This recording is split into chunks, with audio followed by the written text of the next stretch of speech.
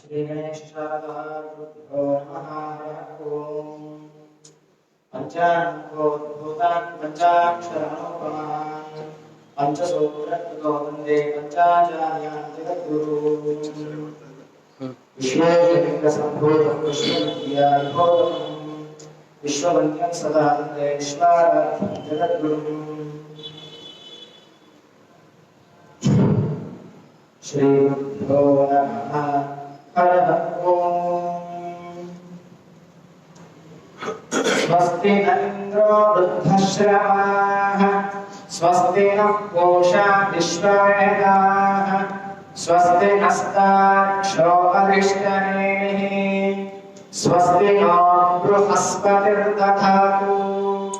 ॐ शान्तिः शान्तिः शान्तिः। ॐ सहना भवतु सहनौ भुनक्तु सह वीर्यं करवावहै तेजस्विनावधीतमस्तु मा विद्विषावहै। ॐ शान्तिः शान्तिः शान्तिः। श्री जगद्गुरु पंचाचार्य महाराज की जय।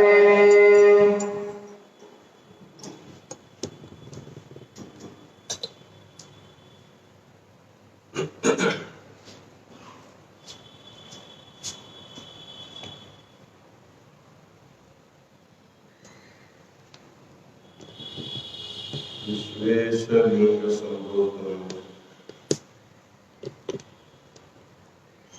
विश्वविद्याविबोधकं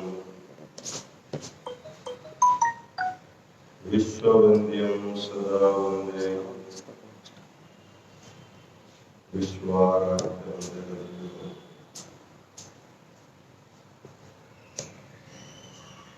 काशी ज्ञान सिंहासन के आदि जगद्गुरु विश्वाराध्य से लेकर विश्वेश्वर शिवाचार्य पर्यंत जो गुरु परंपरा हुई है उसे अनंत प्रणिपात समर्पित करते हुए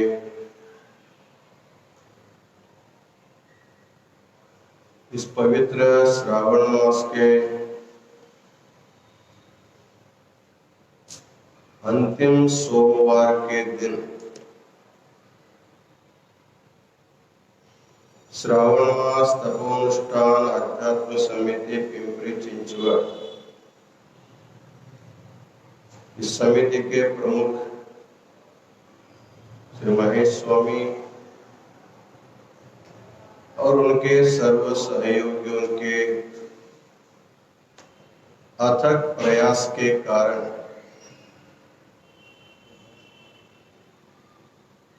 जो अत्यंत कठिन काम था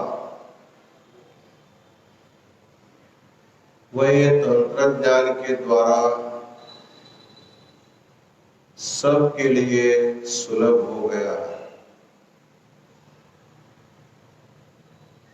पूरे मास में अनेक हमारे शिवाचार्य गण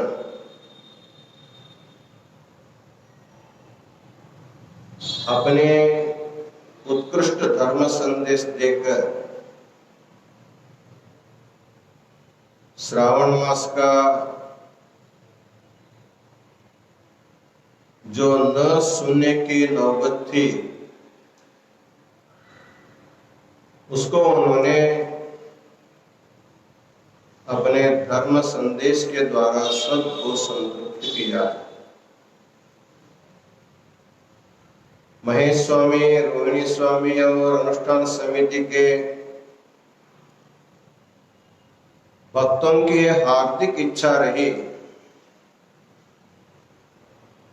इस श्रावण मास में हमें अपने घर में बैठे बैठे पांचों पीठों के जगद्गुरुओं का इष्टलिंग महापूजा और उनका आशीर्वचन संदेश भी सुनने को मिलना चाहिए। इस उद्देश्य से उन्होंने जो प्रयत्न किया उसका पूर्ण फल उनको मिल गया है। श्री शैल जगत गुरु महास्वामी जी का अभिकल रंभापुरी जगत गुरु महास्वामी जी का और काशी जगत गुरु महास्वामी जी का दो बार आपको मिल ही रहा है।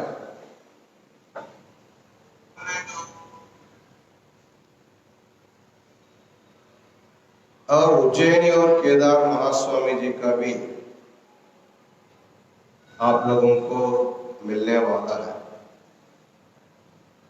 ऐसा जो अलभ्य लाभ आप लोगों को मिला है, इसमें आप सभी लोगों का पुण्य विशेष ही उसका सहकारी बना हुआ। बिना पुण्य के हमको घर बैठे बैठे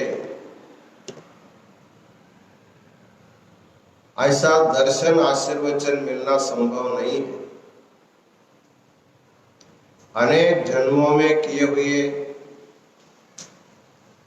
पुण्यों का ये प्रभाव है। आज श्रावण मास का अंतिम सोमवार,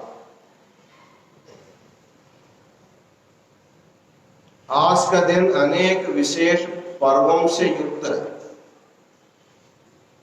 एक है श्रावण मास,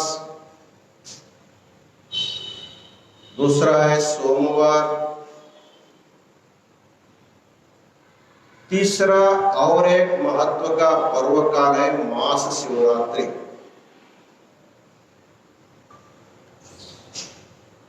आप सब लोगों को मालूम होगा, माघ कृष्ण चतुर्दश्याम आदिदेवो महानिशि शिवलिंग गतयोद्भूता कोटि सूर्य समप्रभा। जिस समय विष्णु और ब्रह्मा का विवाद हो रहा था, अहमेव ज्येष्ठ अहमेव ज्येष्ठ, इस प्रकार दोनों जब झगड़ रहे थे, उन दोनों को अपनी अपनी शक्ति का प्रदर्शन करने का अवकाश देने के लिए आदिदेव महादेव ने उन दोनों के बीच में एक अखंड ज्योतिर्लिंग के रूप में अवतरित हुए थे। उसको भगवान शिव की लिंगोद्भव लीला कहा जाता है। भगवान ने लिंगोद्भव लीला किया वो दिन है माघ कृष्ण चतुर्दश्याम आदिदेवो महानिशि। माघ मास के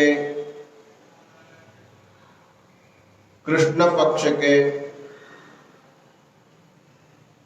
चतुर्दशी का जो महानिशि का जो काल है,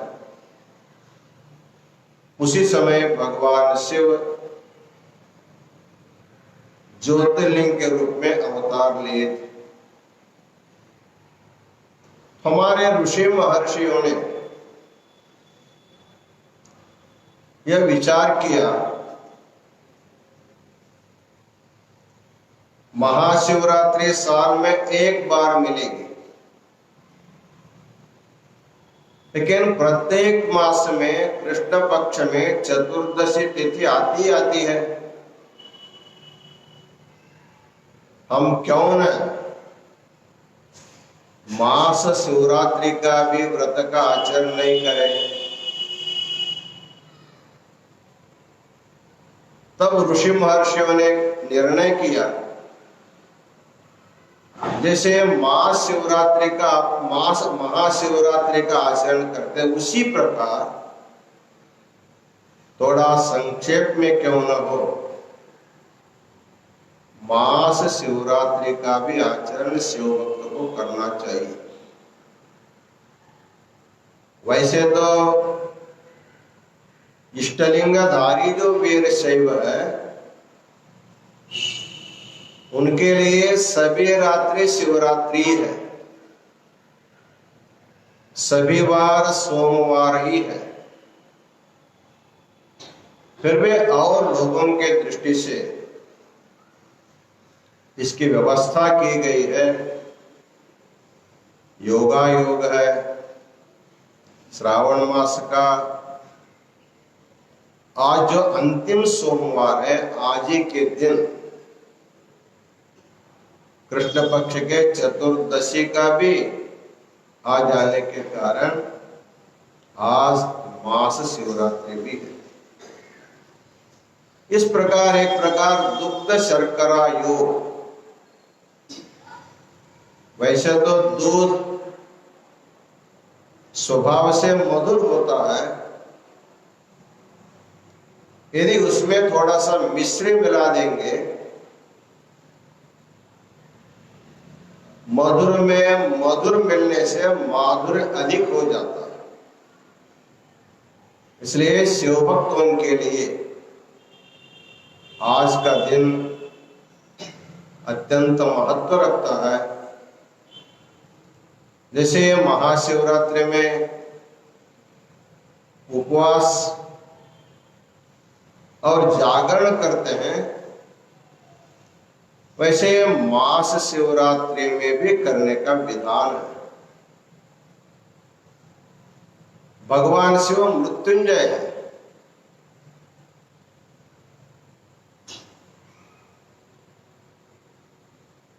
आप लोगों को मालूम है, जब चंद्रमा को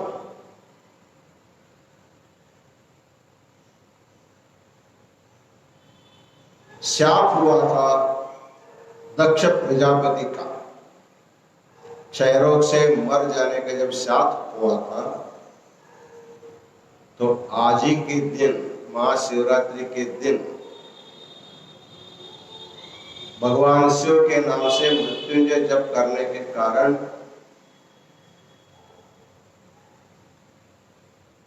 चंद्रमा का एक कला जो बची हुई थी,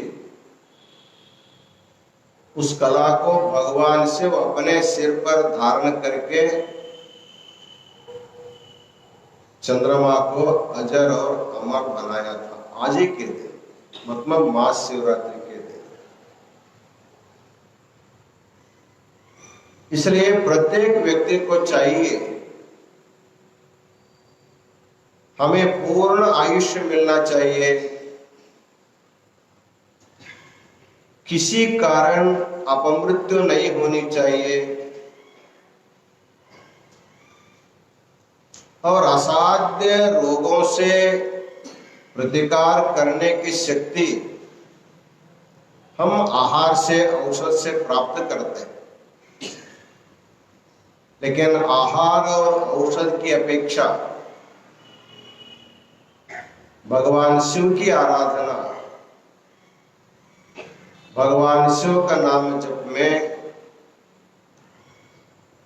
उससे भी अधिक सामर्थ्य मिलता है। इसलिए आज भी रात में 11:30 से 12-1 बजे तक भी, ये पूरा रात्र जागरण नहीं कर सकते हैं, कम से कम महानिशी का पर्वकाल जो है आज 11:30 बजे से 1 बजे तक का है। जिसको शक्य है इस पर्वकाल में महामृत्युंजय का अथवा पंचाक्षरी महामंत्र का जितना हो सके उतना प्रत्येक शिव भक्त को जप करना चाहिए। क्योंकि अभी पूरा विश्व कोरोना महामारी से ग्रस्त है। प्रतिकार शक्ति बढ़ाने के लिए हम रोज कषाय पी रहे हैं, भाप ले रहे हैं, अच्छे अच्छे खाना खा रहे हैं।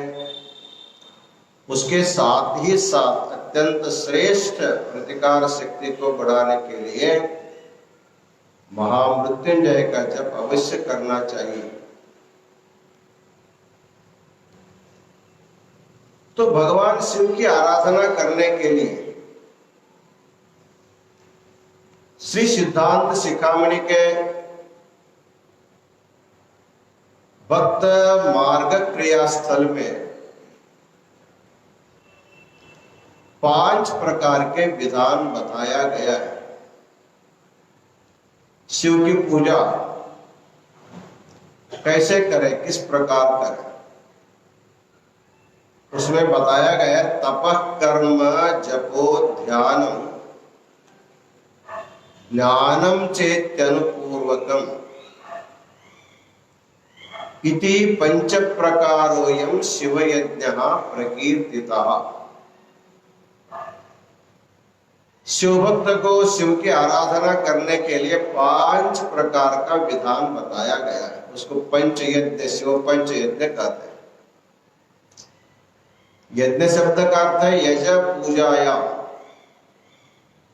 अपने इष्ट देव की पूजा का नाम ही यज्ञ है।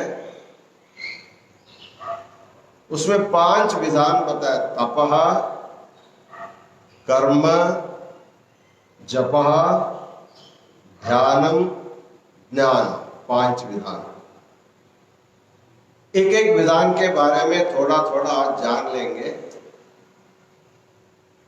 पहला है तपो यज्ञ। तप शब्द का अर्थ है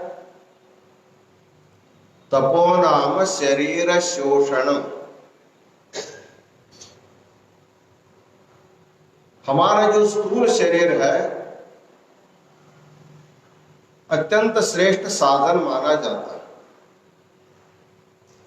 महाकवि कालिदास ने कुमार संभव महाकाव्य में कहा है, शरीर माध्यम खलु धर्म साधन। किसी भी अनुष्ठान करने के लिए शरीर ही साधन है। लौकिक कार्य करने के लिए भी शरीर ही चाहिए और आध्यात्मिक साधना करने के लिए, अनुष्ठान करने के लिए शरीर ही चाहिए। शरीर को स्वस्थ और सुदृढ़ रखने के लिए जैसे आहार का सेवन मुख्य है, वैसे उपवास भी उतना ही मुख्य माना गया है। लंघनम परमौषधम, अर्थात आहार का निश्चित दिन, महीना में 1 दिन, सप्ताह में 1 दिन, ऐसे अपने इष्ट देवी देवता को निमित्त मानकर जब हम निराहार स्थिति में रहते, उसका नाम लंघन, वो एक प्रकार का दिव्य औषध माना गया है। तो तप का अर्थ होता है शरीर शोषण। अनावश्यक शरीर जो बढ़ता है उसको कंट्रोल करने के लिए, शरीर के अनावश्यक बढ़ाव को नियंत्रण करने के लिए उपवास का विधान किया गया है।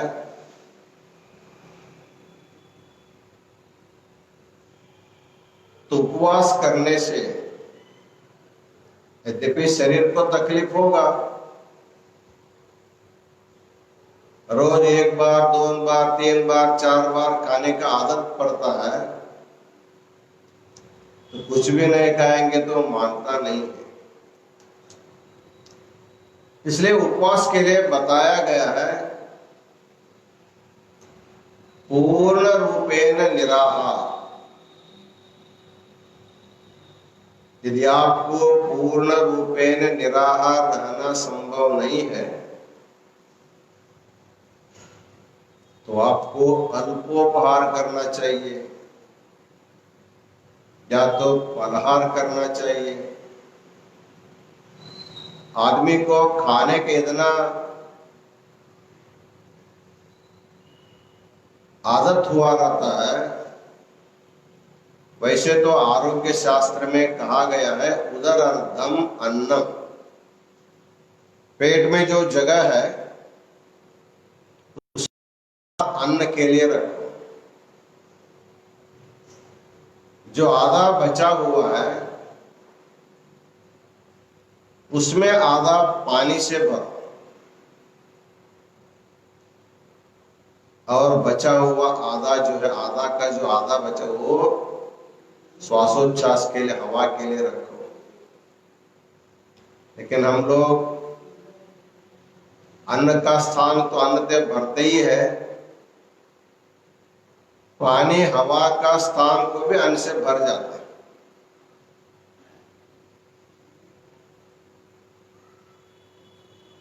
अति सर्वत्र वर्जयेत, कोई भी चीज अति हो जाती है तो बिगड़ जाती है।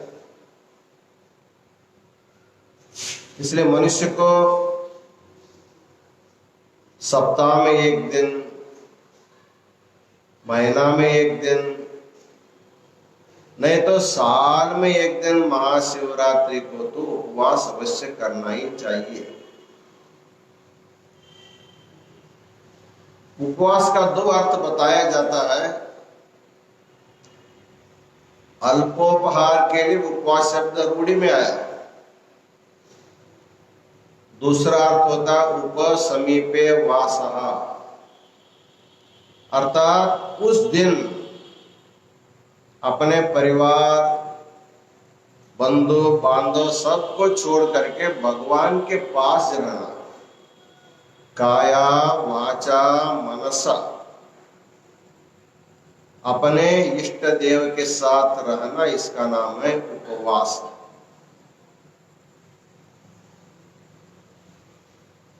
साथ ही साथ तप करने वालों को मौन भी कहा गया। मौन,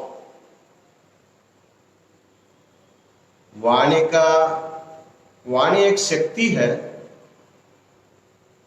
वाणी को ज्योति कहा गया है।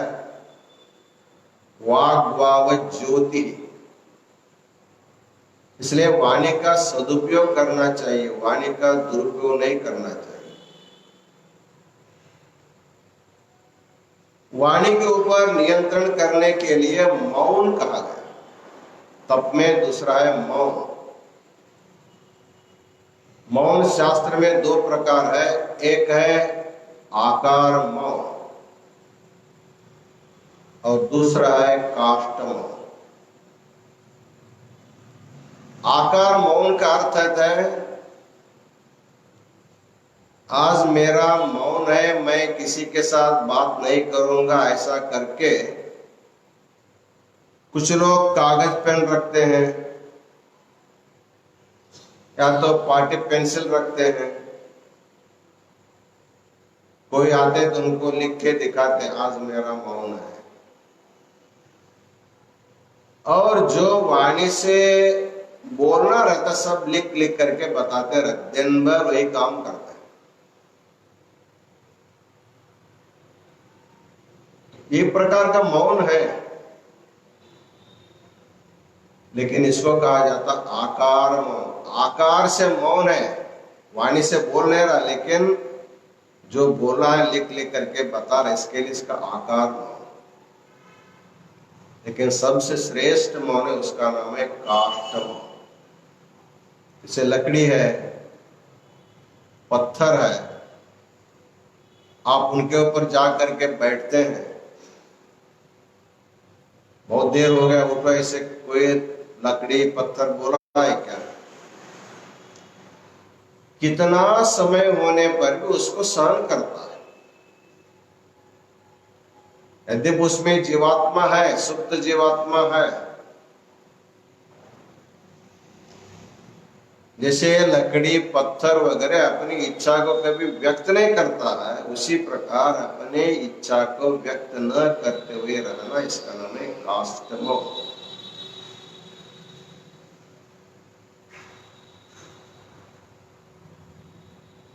इसके अलावा एक और है सहन शक्ति। शीतोष्ण आदि द्वंद्वों का सहन करना भी एक प्रकार की तपश्चर्या है।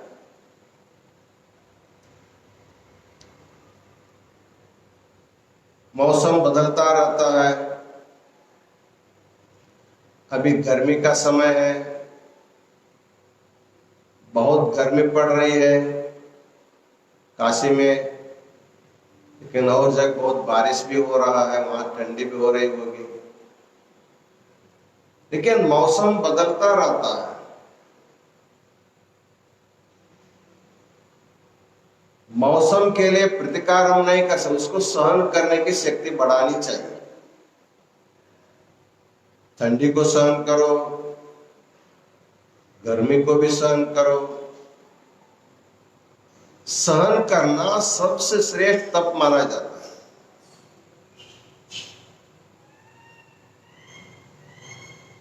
जितना आदमी सहन करता उतना बड़ा होता है।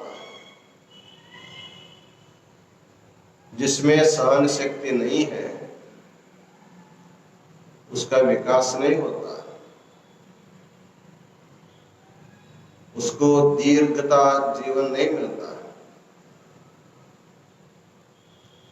संघर्ष करने वाला व्यक्ति जल्दी समाप्त हो जाता है, सहन करने वाला व्यक्ति बहुत दिन तक टिका रहता है।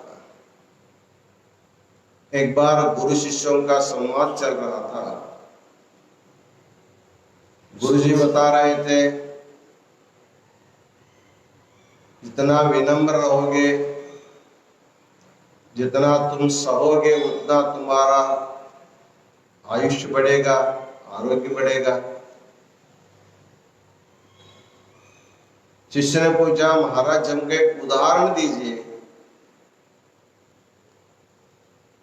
तो गुरुजी ने पूछा, तेरे मुंह में दांत है, तुम्हारे जन्म से 7 दांत है क्या जन्म के बाद आए? उन्होंने कहा, महाराज जी किसी को दांत के साथ जन्म नहीं होता है, सबको जन्म लेने के बाद कुछ दिन के बाद धीरे धीरे दांत आने लगते हैं। ठीक है, दांत तो बाद में आए, जन्म के बाद में आए, लेकिन तेरा मुंह में जो जीव है वो भी बाद में आएगा, पहले से आया है? नहीं, जैसे मैं माँ के गर्भ से बाहर निकला तब से मैं रोना शुरू किया, तो जीव के बिना मैं इस मनुष्य कैसे रो सकता? इसलिए हमारे जन्म के साथ आया है। ठीक है, उम्र होने के बाद एक एक दांत सब निकल जाते हैं, लेकिन जीव जैसे के वैसे रहता है। दांत हमेशा संघर्ष करता है। एकाध वस्तु मुंह में गिर गया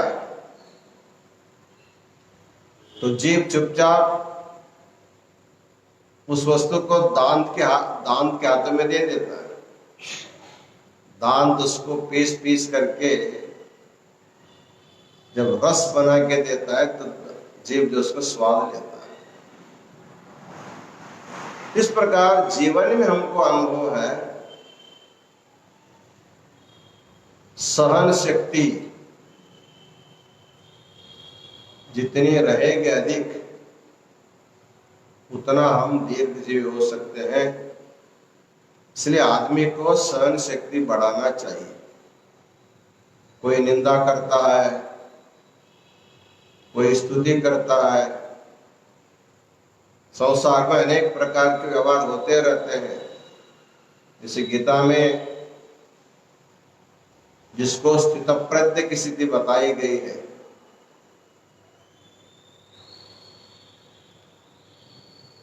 उसी प्रकार द्वंद्व में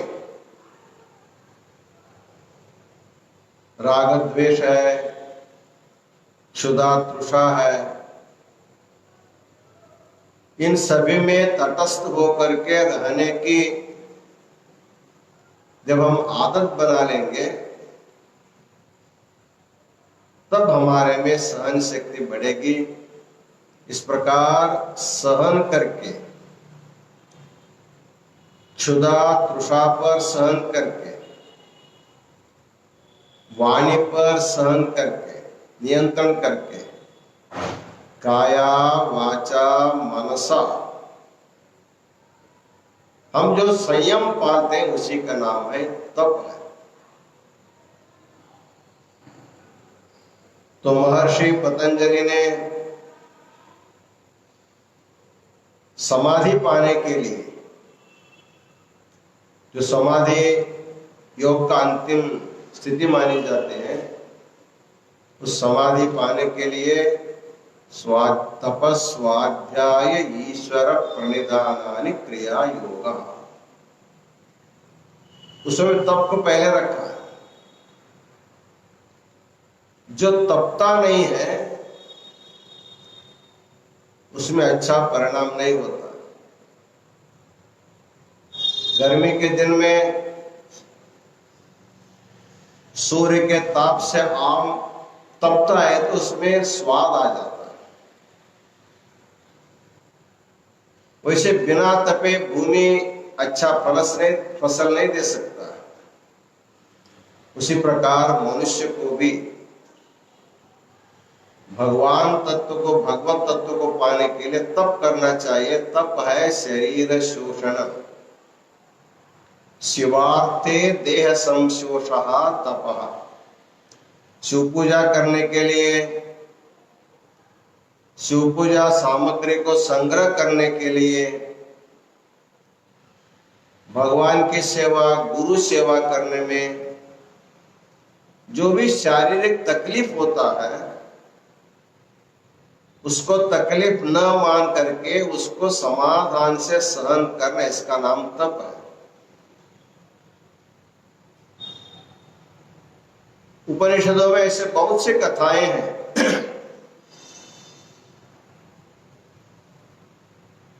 ऋषि के आश्रम में सेवा करने वाले अपने शिष्यों को गुरु शुश्रूषया विद्या, सेवा करके जो सीखते हैं उनको अच्छी विद्या आती है।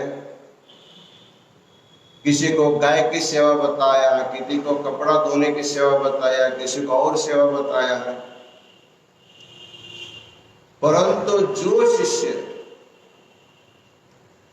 गुरु के आज्ञा के अनुसार उनकी सेवा को प्रेम पूर्वक करता है, सहन पूर्वक करता है, उनके तपश्चर्या हो जाते, उसको उसका फल मिल जाता है। इसलिए भगवान शिव की पूजा में, सामग्री संग्रह करने में जो भी शरीर को तकलीफ होगा, या तो योग साधना कर रहे हैं, शिव योग साधना कर रहे हैं, एक आसन पर बहुत देर तक बैठने से शरीर में जो भी तकलीफ होगा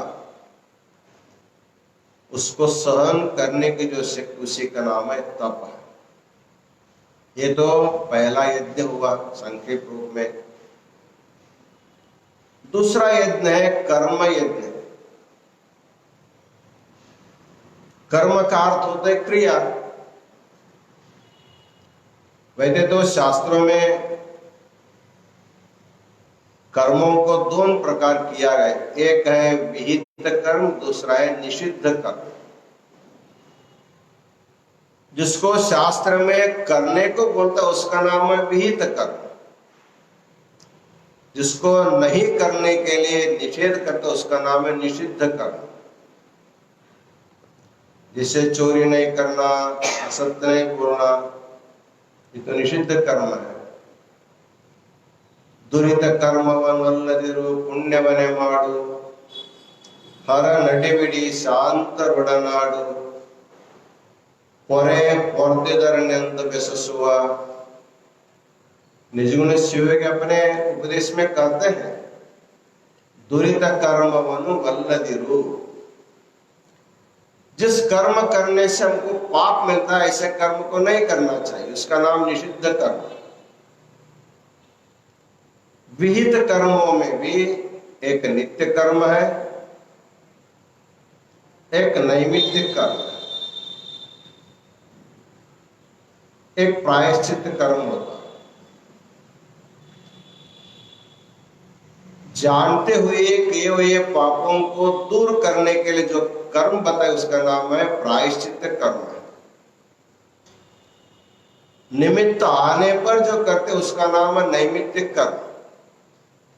जैसे आज श्रावण सोमवार है, महाशिवरात्रि है, महाशिवरात्रि है, उपवास करना, जागरण करना, ये तो निमित्त है।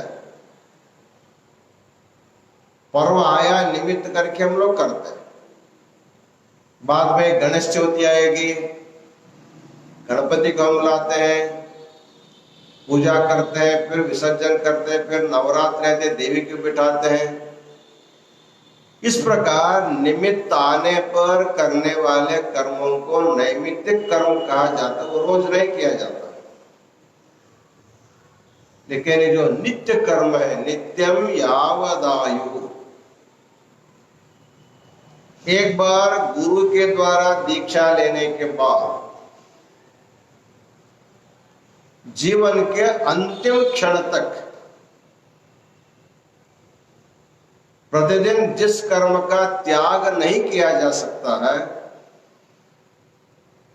कहीं भी रहो, चाहे अपने गांव में रहो, चाहे कल तुम दूसरे गांव में जाओ, परसों और तीसरे गांव में जाओ, जहां जाने पर भी प्रातः काल में जैसे अन्य लोग संध्या वंदन करते हैं, उसी प्रकार सनातन वीरशैव धर्म में कर्म यज्ञ के रूप में इष्टलिंग पूजा बताई गई है। इष्टलिंग पूजा ये सभी पूजा विधि में सबसे श्रेष्ठ विधि मानी जाती है। सभी प्रकार के अनिष्टों को दूर करने का और सभी इष्टार्थों को प्रदान करने का सामर्थ्य जिस कर्म में है, उसी का नाम इष्ट पूजा, इष्टलिंग पूजा। तो अनुभव सूत्र में इष्टलिंग की व्याख्या की गई है। इष्ट ही पूजा तया नित्यम इष्टम पूजितमादरात्। इष्टलिंग का अर्थ वो है एक व्यक्ति के द्वारा प्रतिदिन पूजा करने योग्य जो लिंग है उसी का नाम इष्टलिंग है। इष्टार्थ प्रदान करने का सामर्थ्य सभी लिंगों में है, लेकिन मंदिर के देवों में पूजा करने के लिए अनेक पुजारी होते हैं। एक अस्वस्थ हुआ तो दूसरे को रखते हैं, एक मर गया तो दूसरे को ला करके रखते हैं। लेकिन अपनी जो इष्टलिंग पूजा है वो अपने को करनी पड़ती है। कहीं जाने पर भी उस इष्टलिंग को हमारे साथ ले जाना पड़ता है। इसलिए गच्छन, तिष्ठन, निमिषन, उन्मिषन, जा रहे हो तो लिंग के साथ जाओ। कहीं बैठे हैं, आपके साथ आपका इष्टलिंग होना चाहिए। सो रहे हैं, आपके साथ वो रहना चाहिए। आजकल जो है सभी लोग अपने मोबाइल को इस प्रकार का यूज करते हैं।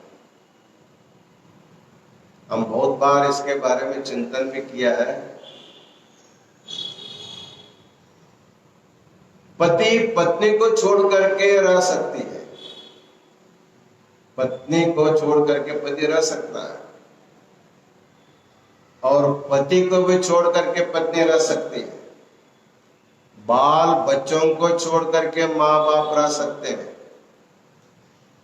और माँ बाप को भी छोड़ करके बच्चे भी रह सकते हैं, लेकिन मोबाइल छोड़ करके कोई भी नहीं रह सकता। ऐसी स्थिति आजकल आ गई। हम एक गांव में पूजा के लिए गए थे, पाठ पूजा के लिए।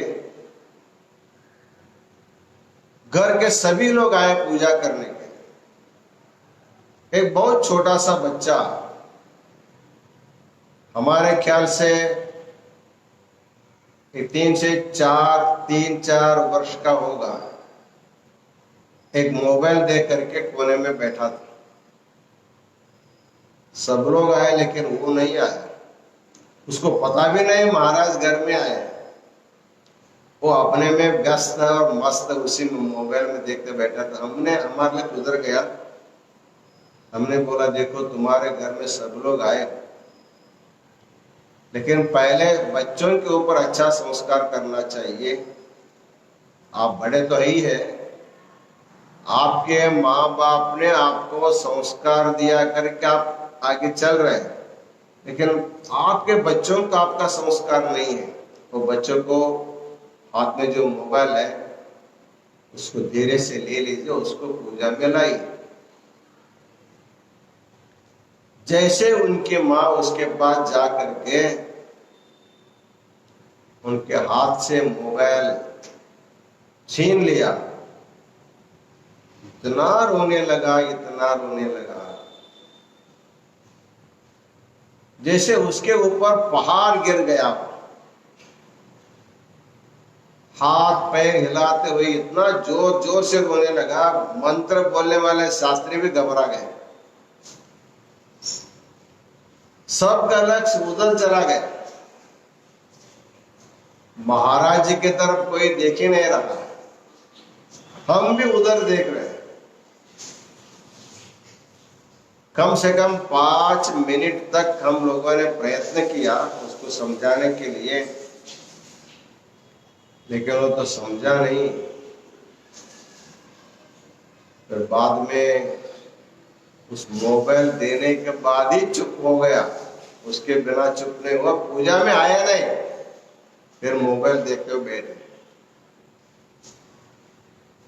इतना अकाट्य संबंध जैसे हुआ है ना, वैसे हमारे धर्म में इष्टलिंग के साथ किया है। वैसे देखा जाए, एक मोबाइल के द्वारा हम लोग एक व्यक्ति के साथ संपर्क करते हैं। इस लोक में रहने वाले, देश विदेश में रहने वाले किसी व्यक्ति के साथ तुरंत संपर्क करने के लिए ये हैंडसेट मोबाइल अच्छा है। हम लोग भी उसी के माध्यम से अभी आशीर्वचन दे रहे हैं। हमारे आशीर्वचन को काशीवासी भी सुन रहे हैं, महाराष्ट्र के लोग सुन रहे हैं, कर्नाटक के सुन रहे हैं, अमेरिका तक लोग भी सुन रहे हैं इसको। इसी के महिमा, मोबाइल की महिमा है, उसको हम नाकार नहीं करेंगे। लेकिन जितना प्रेम उसके ऊपर रखते हैं उतना ही प्रेम लिंग पर चाहिए, क्योंकि इष्टलिंग जो है भगवान के साथ संबंध जोड़ने का काम करता है। हम कई बार बताए हैं, जैसे आपके हाथ में हैंडसेट है, उसको देखते हुए आप नंबर डायल करते हैं। वैसे हमारे पूर्वाचार्यों, जगत गुरु पंचाचार्यों ने भगवान शिव के साथ संबंध करने के लिए हमको भी एक हैंडसेट दिया है, हमको एक मोबाइल नंबर दे, भगवान शिव का मोबाइल नंबर दिया है। वो हैंडसेट क्या है? इष्टलिंग है वो हैंडसेट। उसको हथेली में रखो। संबंध हमको जोड़ना है भगवान शिव के साथ। जो शिवयोग हम करते हैं ना, योग का अर्थ संबंध। शिवेन सह योगः शिवयोगः। शिव के साथ जुड़ने के लिए 3 करण है। शरीर के द्वारा शिव के साथ जोड़ो, वाणी के द्वारा शिव के साथ जुड़ो, मन के द्वारा शिव के साथ जुड़ो। शरीर के साथ शिव के जुड़ने के लिए हाथ में इष्टलिंग है, और गुरु अपने कान में मंत्र देते हैं। गोपनीयता से भगवान का जो नंबर है ना, मोबाइल नंबर, वो सबको गुप्त रूप से देते हैं। इसका तुम भगवान का नंबर है, ये डायल करो। डायल का क्या अर्थ होता है? बार बार घुमाना। वो संख्यात्मक नहीं है, वो अक्षरात्मक नंबर है। इसी प्रकार प्रत्येक देवी देवता का अलग अलग नंबर है, अलग अलग मंत्र जो है ना, 7 करोड़ मंत्र बताया गया है, वो सभी भगवान के साथ संबंध जुड़ने के लिए। तो यहां पर गुरु ओम नमः शिवाय मंत्र देते हैं और हाथ में इष्टलिंग देखते हुए जब आप भगवान का नाम जप करेंगे तो आपका संबंध जुड़ जाता है। इस प्रकार आजकल मोबाइल जैसे एक दूसरे व्यक्ति के साथ जोड़ने का काम करता है, वैसे इष्टलिंग भगवान शिव के साथ जोड़ने का काम करते, इसलिए उसको हमेशा साथ में रखो। जैसे मोबाइल कहीं छोड़ करके नहीं जाते हैं, उसी प्रकार इष्टलिंग को छोड़कर कहीं जाना ही नहीं। माता के गर्भ में 8 महीने के शिशु जब रहेंगे, उसी समय हमको मिलता है। अब हम जब मर जाते हैं तभी उसके साथ ही हमको दफनाया जाता है। ऐसे जो इष्टलिंग है, वो इष्टलिंग का अर्चना, उसकी पूजा, इसका नाम है कर्म यज्ञ। नित्य कर्म है। कहीं भी जाओ, सुबह सुबह इष्टलिंग पूजा करनी चाहिए, और सब लोग करते भी हैं। आप लोग जो नहीं करते उसको करने का अभ्यास अवश्य रखना चाहिए। तीसरा है जप यज्ञ। जप का अर्थ होता है तज्जपः तदर्थ भावनम। महर्षि पतंजलि जप की व्याख्या किया है। अपने इष्ट देव के जो मंत्र होता है, उस मंत्र का अर्थ चिंतन करते हुए उसका वारंवार आवृत्ति करना, इसी का नाम जप है। असकृत अभ्यासः जपः। जैसे बच्चे स्कूल में पढ़ते हैं, किसी साइंस का सूत्र हो या तो संख्याओं का पाढ़ा हो, उसको कंठस्थ करने की परंपरा है। बार बार करके कंठस्थ करना। एक ही को बार बार करने जैसे वो कंठस्थ हो जाता है, उसी प्रकार भगवान का नाम जो है कभी विसर न हो जाए, ऐसे उसको बार बार जप करके उसको एकदम मन में बैठाना चाहिए। मननात् त्रायते इति मंत्र।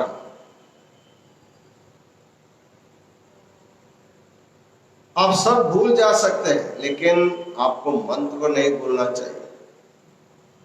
जप यज्ञ में 3 प्रकार कहा गया है।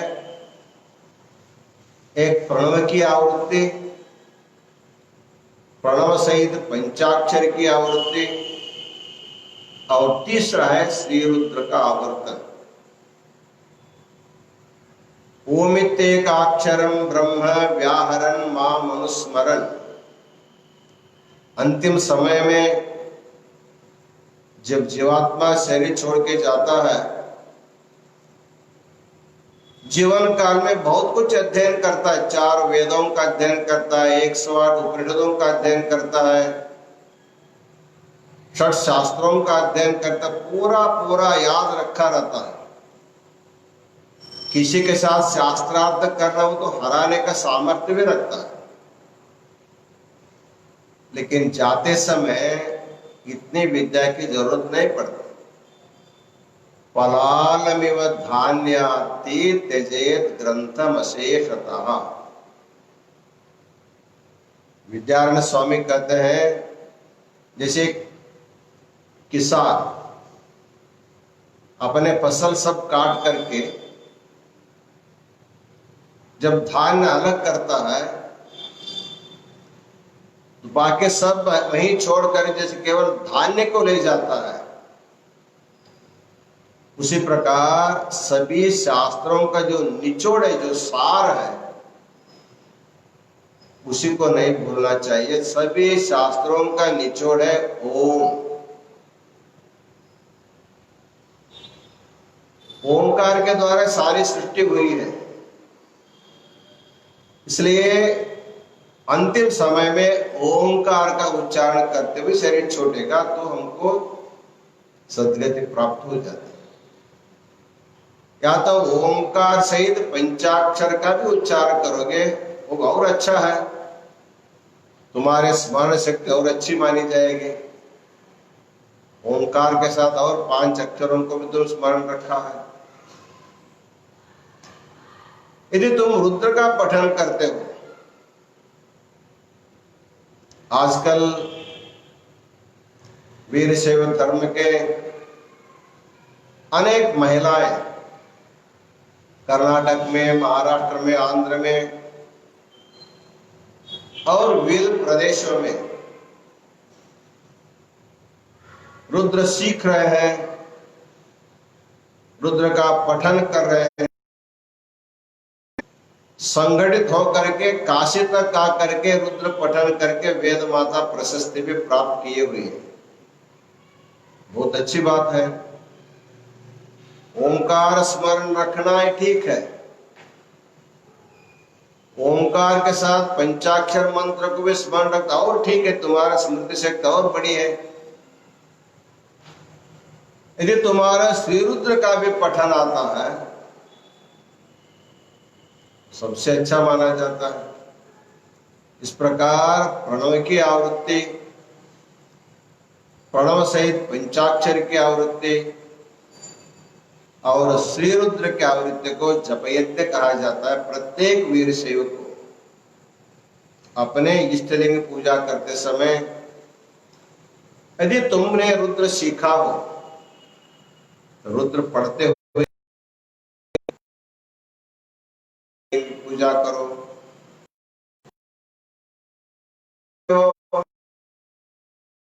केवल 8वां अनुमान आता हो, नमः सोमाय करो। यदि तुमको उतना भी नहीं आता है, ओम नमः शिवाय बोल करके भी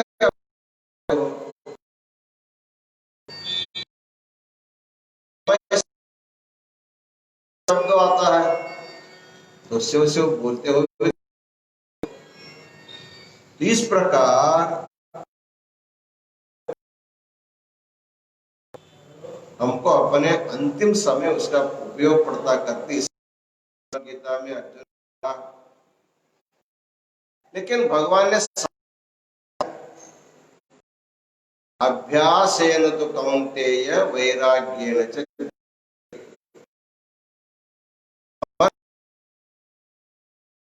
स्थापना करने के लिए फिर लाने का कोशिश करो। तो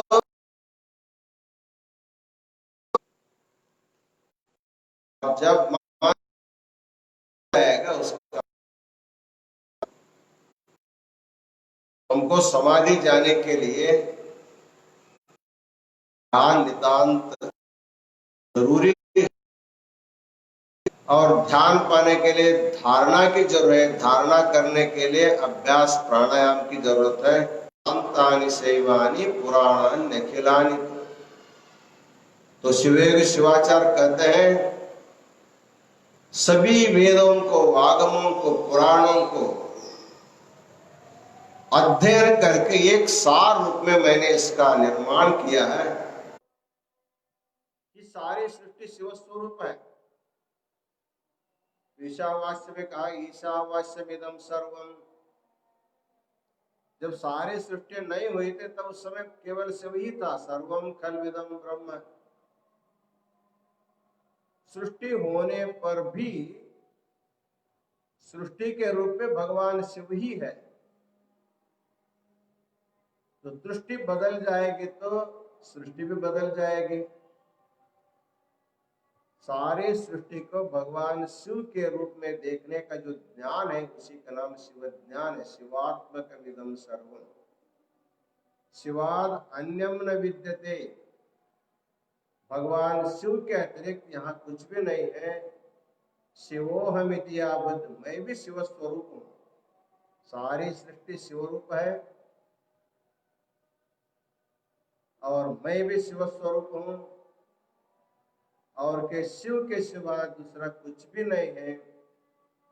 इस प्रकार का जो ज्ञान है, उसी का नाम शिव ज्ञान, ज्ञान यज्ञ। तो हर एक शिव भक्त को चाहिए प्रतिदिन तपश्चर्या भी करें, शरीर का शोषण करें, उपवास आदि के द्वारा, मौन व्रत के द्वारा अपने शरीर पर नियंत्रण करो। इष्टलिंग की पूजा नियमित रूप से करो।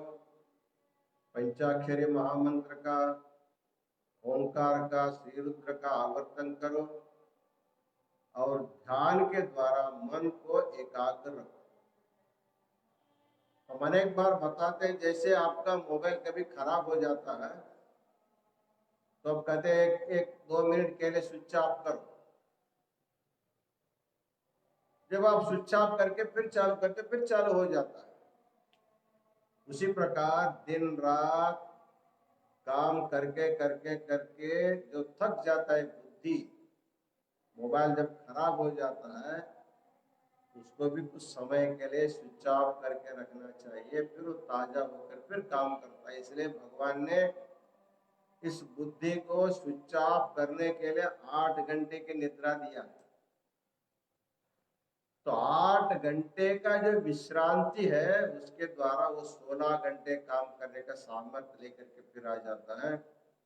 इस प्रकार ध्यान जो है मन को विश्रांति करने का, मन में अपार शक्ति पाने का एक श्रेष्ठ साधन माना जाता है। इसलिए आपको ध्यान भी करना है और सबसे श्रेष्ठ ज्ञान को भी पाना है।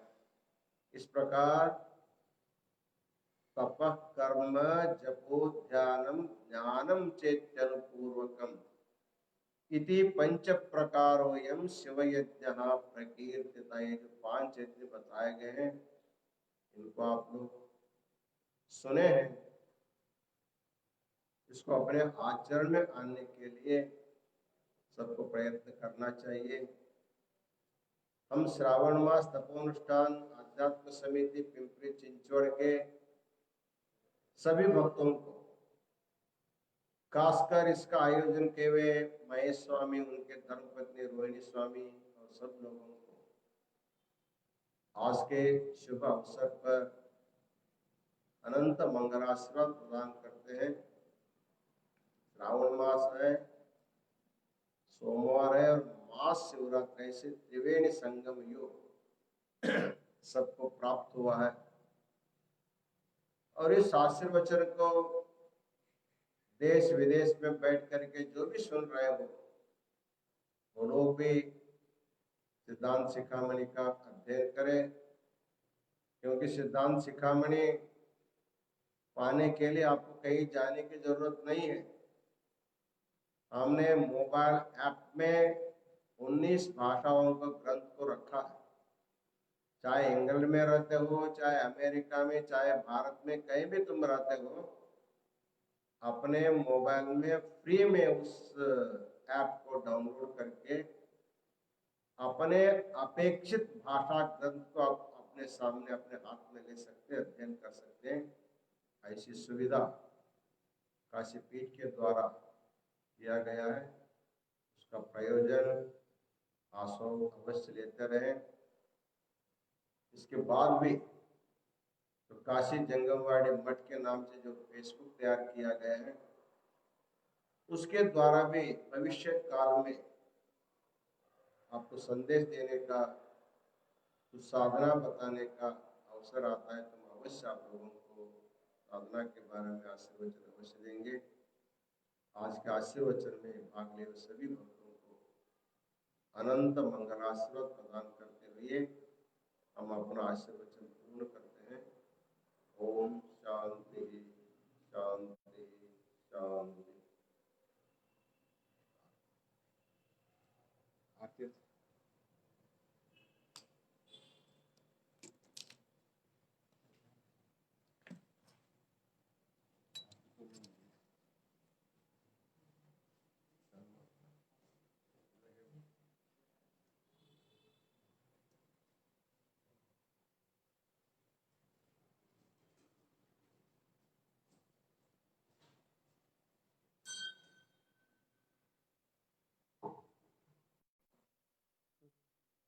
ओम श्री विश्वाराध्याय मंगलम शिव विश्वैकपालाय मंगलम श्री विश्वाराध्याय मंगलम शिव विश्वैकपालाय मंगलम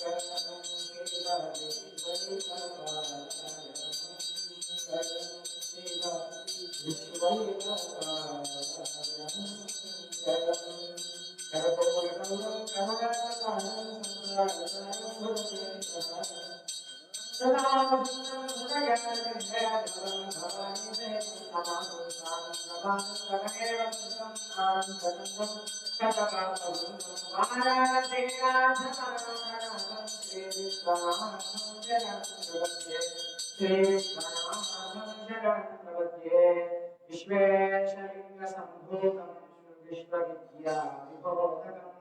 विश्ववन्द्यं सदा वन्दे विश्वाराध्यं जगद्गुरुं जय मङ्गलं जय हर नमः पार्वती पतये शिव हर हर हर हर हर महादेव श्रीमद्गुरु पंचाचार्य महाराज की जय काशी विद्यालय अन्नपूर्णा कृष्ण